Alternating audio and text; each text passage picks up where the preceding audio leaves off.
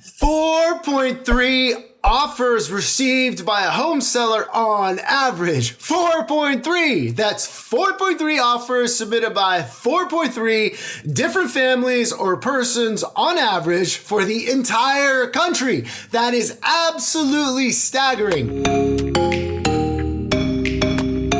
Check out this report I was going over from the latest National Association of Realtors monthly survey. So they put this out every month to the public. Check it out if you're interested. I use it to measure real estate market kind of temperature for my home market here in San Diego relative to the rest of the country. All right, so we're going to go a little bit deeper on those stats in just a second, but let me give you a quick overview. So we're seeing bidding wars across the board. What is a bidding war exactly? You might be wondering. So it's actually pretty simple. It sounds a lot worse than it really is, but let's say you have a house that you want to sell. So your house goes on the market. Buyer number one is interested. She and her family make an offer. Now you have buyer number two as well. He is also interested and decides to make a home. The home is perfect for himself and let's say like his future family.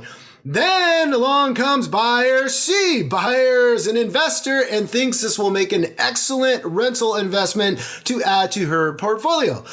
They all send you offers. Once you let them know about each other, they know each other exists, there are multiple offers, things really start to heat up fast. Let's say buyer A ups the price. Buyer C decides to up her price. Buyer B decides to offer more deposit money to you and so on, and more guarantees and all that good stuff. Eventually, when it's all said and done, you as the seller get a pretty sweet offer from one of those buyers. They're probably all pretty good offers because they're in a bidding war, but one of them's probably, for whatever your circumstances and needs are, is probably going to be the best.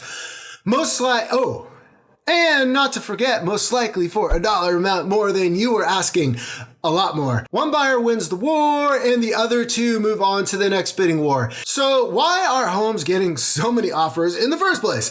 Are there too many buyers? Well, the answer to this is pretty simple, I think. Basically two parts at the moment, or in this state of the market. It's going to be interest rates or low interest rates, and there's just not enough homes for sale. Mortgage rates are insanely low right now, like the lowest we have ever seen. There's actually a slight uptick right now in 2021 already, but versus 2020, but just a small one. Buyers are taking advantage of these low rates because we may never see them again this low. So at least in our lifetime, we could, but I think most analysts expect this to be probably the lowest we ever see.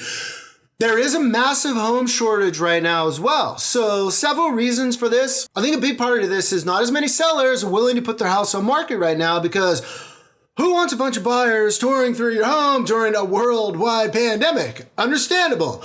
There's also a major lack in new home construction. So new home construction hit the skids during the great real estate crash of 2008. And home builders are still playing catch up. And finally, homeowners are worried about selling their home because once they sell, they're going to become the home buyer. Think lack of inventory and ferocious bidding wars to contend with. All in, those three reasons create an environment with just not enough homes for sale. All right, so let's take a second and check out the general makeup of the buyers waging war with each other. You can see here cash buyers, which probably be usually investors, not always, but a lot of those are investors, make up about 22% of the current buyer pool. This is actually not that bad. I want to say borderline good. I remember back a couple years ago when this figure was closer to 30% or 31%. It was brutal back then to be a home buyer with financing, like a normal home buyer, right? Most of us need mortgages. When you were in a bidding war and a cash buyer shows up, it's basically over in most cases. Very difficult to compete with a cash buyer. All right, and so going a little bit deeper on these stats as well, you can see where we'll check out the living status of the average buyer in these bidding wars. The overwhelming majority are renting and living with family. So over 56%, not everyone, but that's mostly first-time home buyers in most cases. First-time home buyers are having probably the hardest time right now and are in the most competitive price points, but do not get discouraged if this is you. You got to persevere. The stats here don't lie. First-time home buyers are participating and they are eventually winning these bidding wars. Also, check this out. The vast majority of home buyers are actually putting down less than 20% cash down payments.